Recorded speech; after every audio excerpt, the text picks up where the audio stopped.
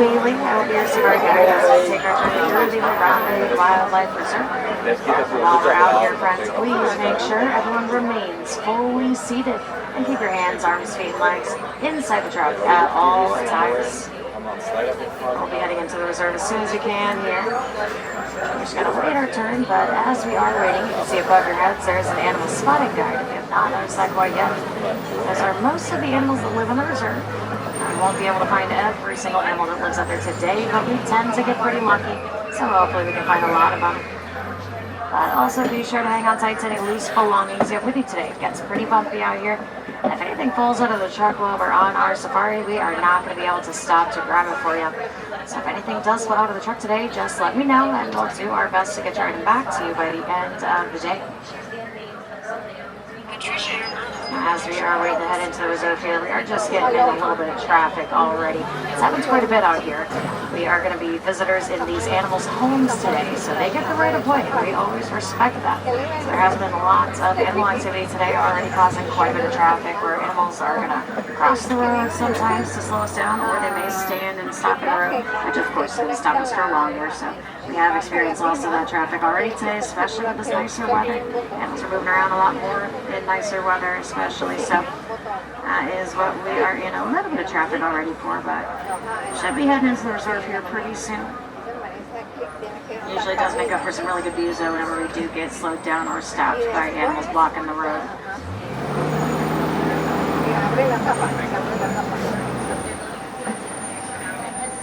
And we're going to be waiting for the warden's final all clear to head into the reserve and we'll be going, so almost there.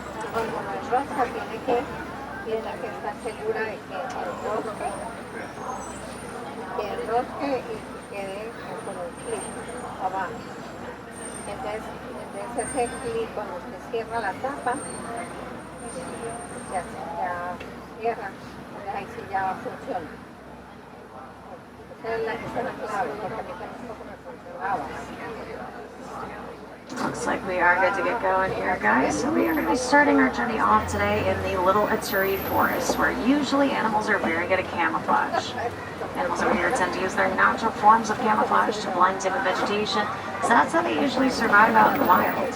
So sometimes animals hide on us over here, but I do already see some animals up ahead.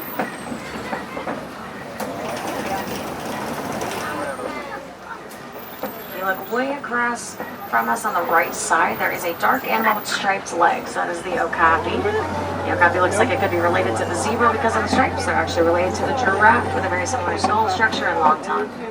On the left side on top of the hill is a tall black and white bird too, kind of behind some trees. That is the saddle-billed stork, and they get their name from the yellow saddle shapes working on their beaks. They'll also stand at about 5 feet tall. The tan antelopes on the left next are the greater kudus, and they're all female that you see since they do not have horns. They'll stand at about 55 inches tall, and they can jump about 6 feet high. The orange animals with horns on the left are the bongos, and the bongo is considered the ghost of the forest. They are typically very hard to find, so I'm glad we found some. Both male and female bongos have the heavy-duty horns on their heads. It helps them not to get tangled as they run through the underbrush. Looks like there's another saddle-billed stork kind of straight ahead of us at the moment on top of this hill we're approaching, so it's going to be to the right of us as we're turning, but a little bit tough to see behind the bushes, I'm sure there. But saddle-billed storks, you can tell apart males and females by their eye colors. Males have brown eyes and females have yellow eyes.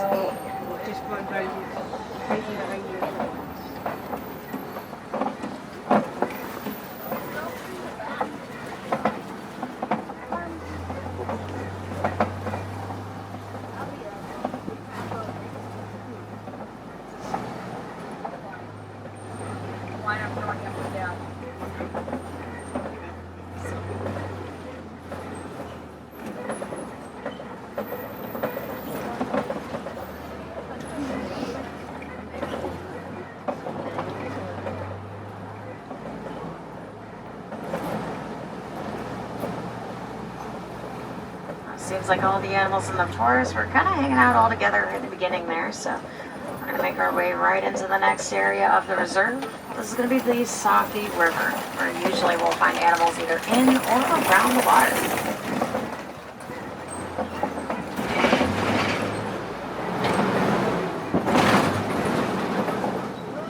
Looks like we are in a little bit of traffic again, guys, so just bear with me.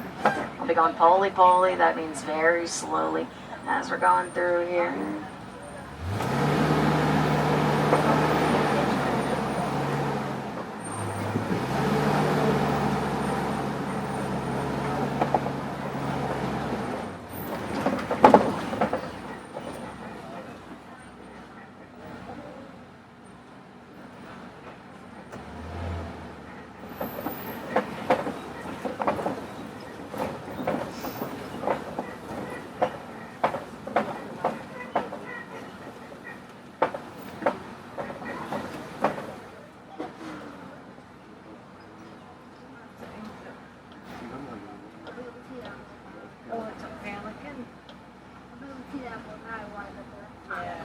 As we start to make our way down this hill, we're going to be finding a lot of large white birds along our right side.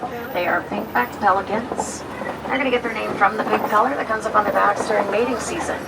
And they have a wingspan that'll reach up to about 9 feet wide, which is almost the width of the canopy above your heads on the drone.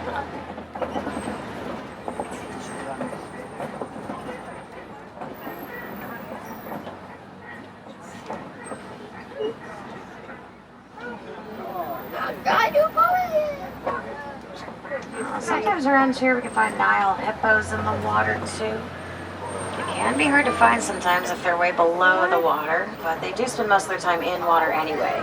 They'll be able to hold their breath for several minutes at a time underwater, but definitely take a look around the water on our left here as we're moving. See if we find any shadows.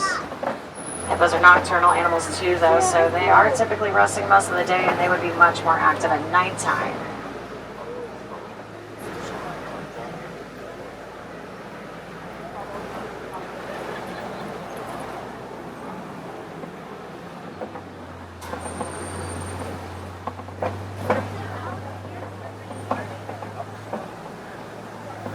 See some hippos coming up here in just a second. Let's move up a little bit more. We'll see some to our left.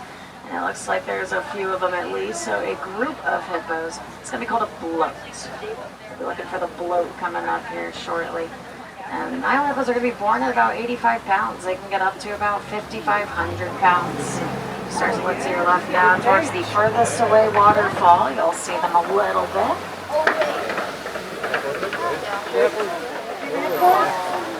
Make sure we're staying seated, please, friends, at all times. Also on our left, we'll find Nile crocodiles next. And crocodiles can get up to about 16 feet long. On average, they weigh about 500 pounds.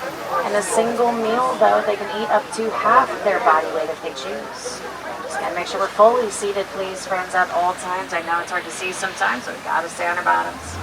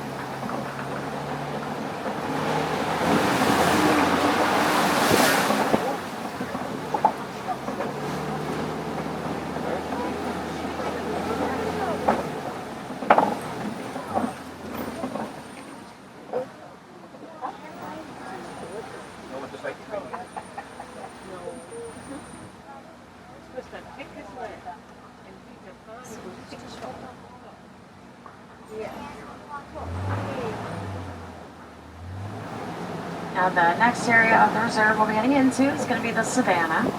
Before we head in though, we're going to be passing by a really big tree coming up on our right side that is very commonly found in the savanna. This is a baobab tree. It's also called the upside down tree because the top kind of looks like roots. And so it'll be leafless like that up to 9 months out of the year. But in the savanna, hopefully we can find lots of different animals. I already see a giraffe in the distance, so we're going to try to get a good view of it eventually. We also could find animals out here like elephants or zebras. Lots of cool animals live out here. Now, of course, I cannot promise we're going to find all these animals today, just like I mentioned before. They have very natural migration patterns, eating habits, sleeping habits. But we will do our best to find as many animals as possible. If you guys are taking any pictures, you may want to have cameras ready just in case, because I cannot stop for every single animal out here, but they certainly do not stop for me either. So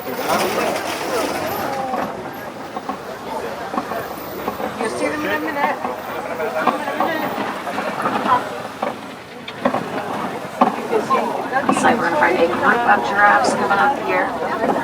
A group of giraffes is going to be called a tower. So to the right. The tower makes sense for them since they are the tallest animals in the world. They can get up to about 20 feet tall. But you can see a baby giraffe there. They are going to be born already at about 6 feet tall. Although I believe that baby giraffe is probably at least a few feet taller than 6 feet at this point. They are going to learn how to stand, walk, and run within about the first hour of birth too. There's still more giraffes in the distance, so we'll see them again eventually. And you can see on the right side, an animal has really big horns. There's more ahead too. These are the Angular cattle with the big horns, and of course their horns being as large as they are, seem like they'd be heavy on their heads. They're actually very light on their heads. They have more of a honeycomb-like structure on the inside of them, so they're almost hollow. Inside their horns, they have blood vessels that run through that structure too, so they use their horns to regulate their body temperatures. On the left side, under the short tree, you may see my favorites, the African wild dogs. They are also called the African painted dogs because it looks like on their coats they've been finger painted. And they each have their own unique coats, so that's how they tell each other apart. They are some of the most successful hunters in all of Africa too. They catch most of their prey since they're pack hunters. They're going to take turns chasing down their prey until their prey is too tired to keep on running. On the right side, or on the left side, the dark brown antelopes that are a little bit hidden. Those are the sable antelopes, and the sable antelope is the symbol for the Harambe Wildlife Reserve, so they are very special to us here. Their horns curve backwards, which intimidates potential predators, so now I'm going to jump on their back, so that keeps them safe. More Angular cattle on the left side, and on the right, those gray animals are wildebeest. Wildebeest are usually in much larger herds out in the wild, though, of up to about 1.5 million in total, all in a single migrating herd together. They're also really good runners. Wildebeest learn how to run within about 15 minutes of being born. See another giraffe on the right side here. A couple of the trees hiding up on the left on top of that hill. But as we are really close to this giraffe though on the right, we're going to go poly-poly, again very slowly so we don't startle it. Keep a nice close view here. You can see it has the spots on its coat that are very jagged around the edges, rather than perfect straight edges around the spots. So it shows us this is a Maasai giraffe. So they're all Maasai giraffes out here on the tower in the group. Seems like most of them are eating or looking for more snacks, but they are going to be eating for about 20 hours a day. And they'll be sleeping for about 30 minutes a day. Usually giraffes sleep standing up too. They're pretty much always standing. They don't like sit down too often because they're out in the wild and they sit down and get up quickly for any reason. You just would not be able to get up very quickly. They have really long legs. Takes some time to get back up, so they choose not to sit down.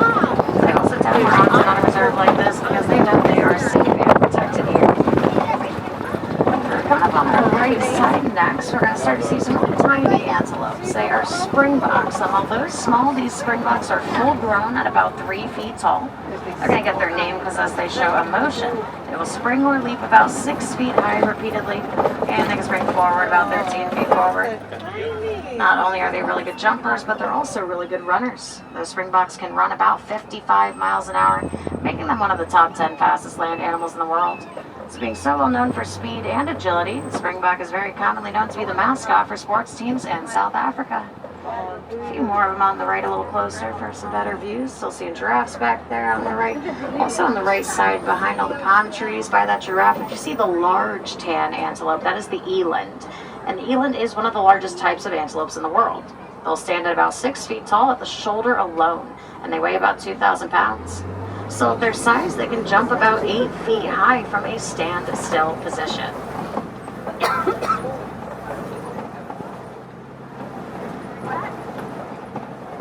Still be able to see the giraffe on the right here as we're passing these trees. You can see the eland a little bit more there too, it seems.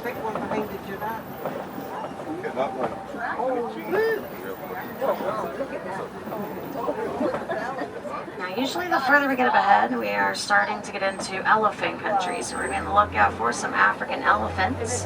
Elephants have very sensitive skin, so when they feel the sun's too intense for them, they hide in the shade more often. But hopefully we can find some now. We'll do our best.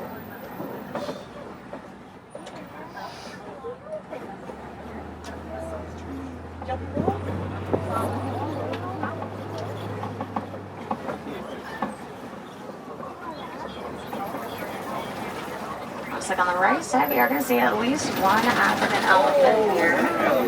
You can see it has some dirt on its back, and that's because they use their trunks to throw dirt, mud, sand, and hay on their bodies. It works as a natural sunscreen to protect their sensitive skin in the hot sun. They also will flap their ears on hot days, which helps get cool air to all the blood vessels on the back of their ears. That helps to circulate a cooler body temperature.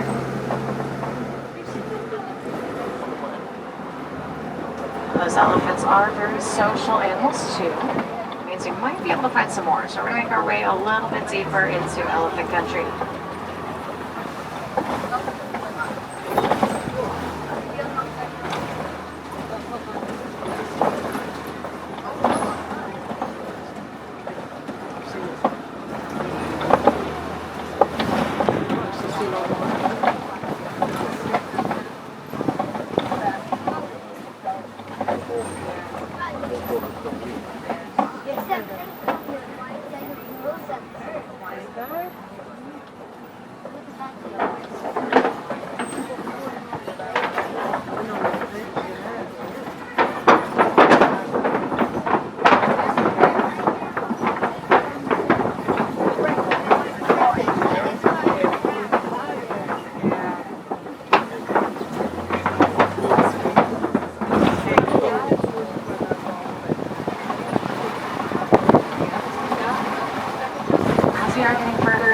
Country. We're going to be passing through these red clay pits, and I do see elephant footprints, so that could be a good sign.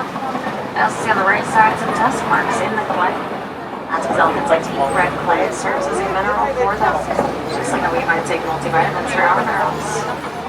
The tusks that those elephants have, though, they are very strong. They're made of ivory, which sadly means that elephants tend to be poached for their tusks. There were farmers in Kenya. At one point they were poaching elephants, but it was just because the elephants were breaking down their fences and destroying their crops while trying to migrate through. So we tried to help both sides of that here with researchers. We used these animal-safe collars on the elephants on the reserve here at the time to help detect activity. And we found that elephants do not like bees. So we helped build beehive fences with those farmers, and that kept the elephants away from the fences and crops. So the elephants stayed safe, the farmers were much happier, and the farmers could benefit off the honey from the bees, all part of the Elephants and Bees project. I think I do see at least one more elephant coming up ahead here. Just once we get down by the elephant's watering hole, looks like there is at least one for sure. I'll be looking to our left side to see this next elephant here. Looks like there's a couple actually that are together here.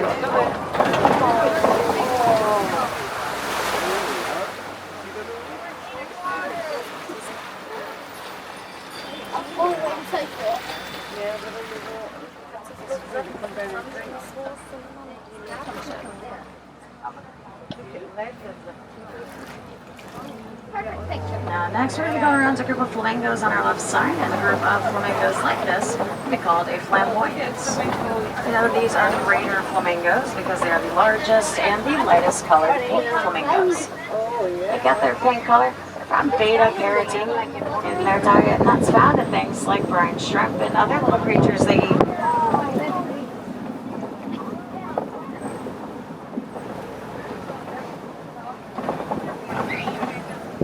Now we'll see what else we can find as we're getting deeper into the savannah. We are still in the savannah, so we still have time to hopefully find some other really cool animals.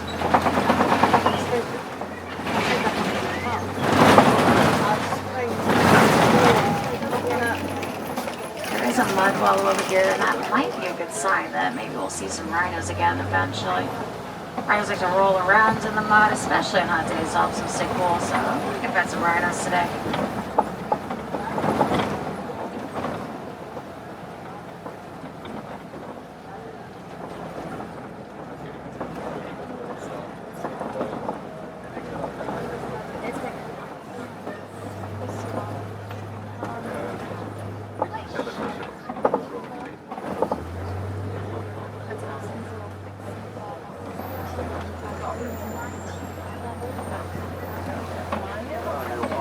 As we turn here, if we look on the hill to the left side of us, we might be able to see the cheetahs. Let's place a couple of cheetahs laying down on this hill here.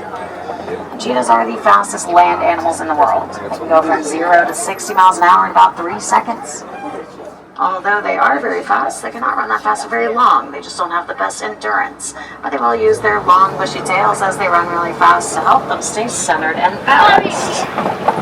Looks like there's another one or two cheetahs coming up on the left side of the next hill here. Yeah, looks like a couple of them.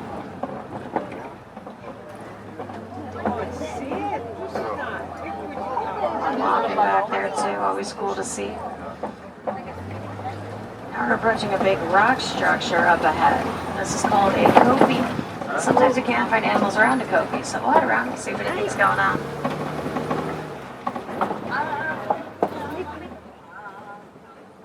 I do see some white rhinos up ahead that are going to be, looks like they're going to be to the right side of us in a minute here. White rhinos are going to weigh about 6,000 pounds full grown.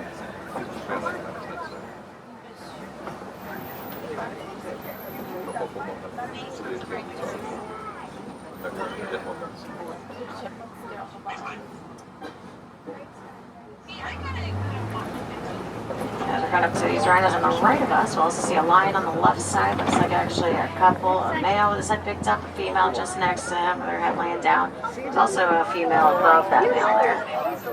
Lions are usually resting like that for about 16 to 20 hours a day, so that's exactly what we expect to see. They're most active at nighttime, that's when they do their hunting, and it's usually females that do the hunting for the pride, while males stay back to protect the rest of the pride. These white rhinos on the right side, they have a really wide mouth shape, you may see there, and that's how they get their name actually. It's from the Afrikaans word fight, which means wide, not white, like it sounds, referring to the wide mouth shape. Looks like we should hopefully get a view of the white rhino to get around a little further, but you still see the lions on the left side. They are going to be pretty vocal late at night and early morning, and their roars are so powerful they can hear them up to about 6 miles away.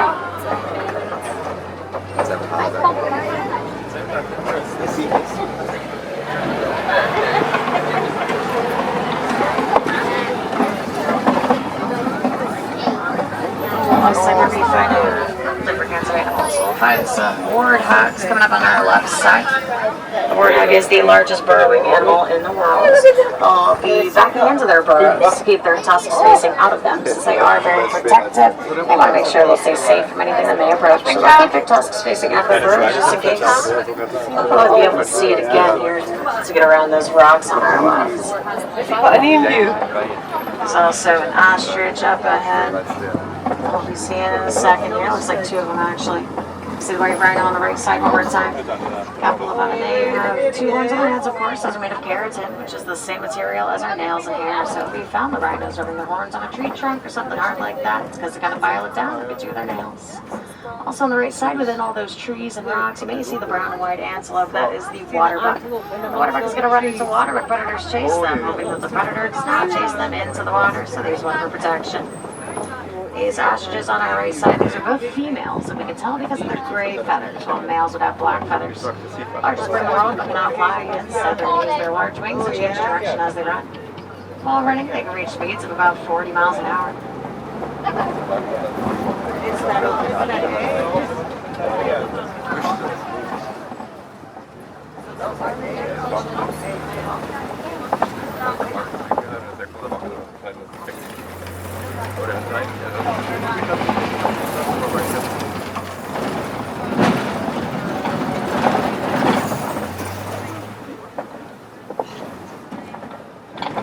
We're heading towards the warden's post over here, and as we go around, we'll see the warden has a farm of Nigerian dwarf goats. These goats can be kept as pets, but they are mostly kept because of the goat milk they produce.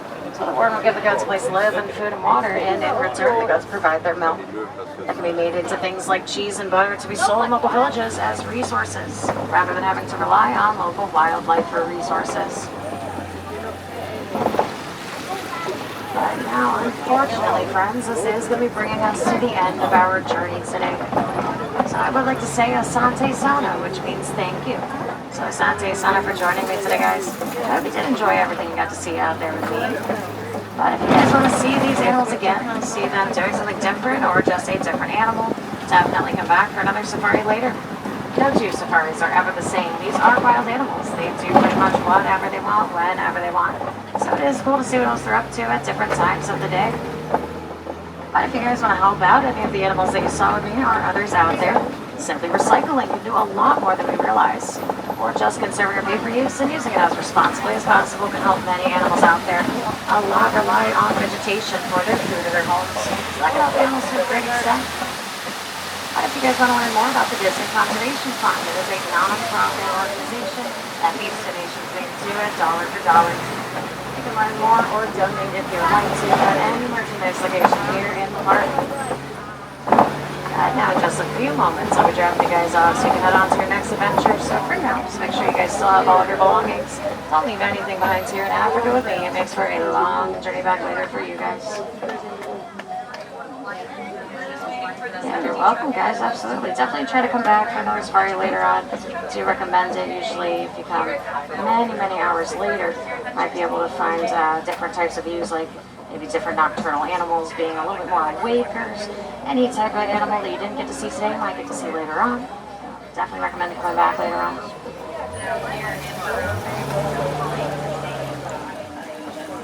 We're just going to be waiting for one of our ducks to open up for us here, but if you guys are interested in seeing more animals right after this, it'd be the perfect place to do so. When you guys get off my truck, just follow the pathway up the hill a bit until you see strollers in front of you, and take a right turn, and you'll be at the Gorilla Falls Exploration Trail. It's a self-guided walking trail, so there's no line. You can head right on in and take your time through there. It's about a 15 to 20 minute walk, give or take, with your own speed, where you could find animals like maybe gorillas. You might find naked mole rats, meerkats, lots of different animals to find. On that trail, you can bring strollers, scooters, and wheelchairs through the trail with you guys too, if you would like to. You might also see animals on that trail that are like ones that we saw on the safari today. So you might see more okapis. Again, that was that dark animal in the very beginning. Back in the forest, that had black and white striped legs. You might see more okapis. You could see a different type of zebra that we have on the reserve. You could even see some Nile hippos again, but from underwater. They actually have an underwater view on the window. So maybe see Nile hippos from underwater if they're in that section. So it's always a cool view there. But definitely enjoy going through those trails, since you can go at your own pace and go as quickly or slowly as you would like to. You guys go through the Gorilla Falls Trail here in Africa and you enjoy it, just check out the one that's in Asia. It's very similar. It's called the Maharaja Jungle Trek. On that trail you could find animals like bats, Komodo dragons, and there's tigers over there. Pretty fun animals to see on that trail too. It's also at your own pace, also roughly 15 to 20 minutes. You can also bring strollers, scooters, and wheelchairs through that trail in Asia also.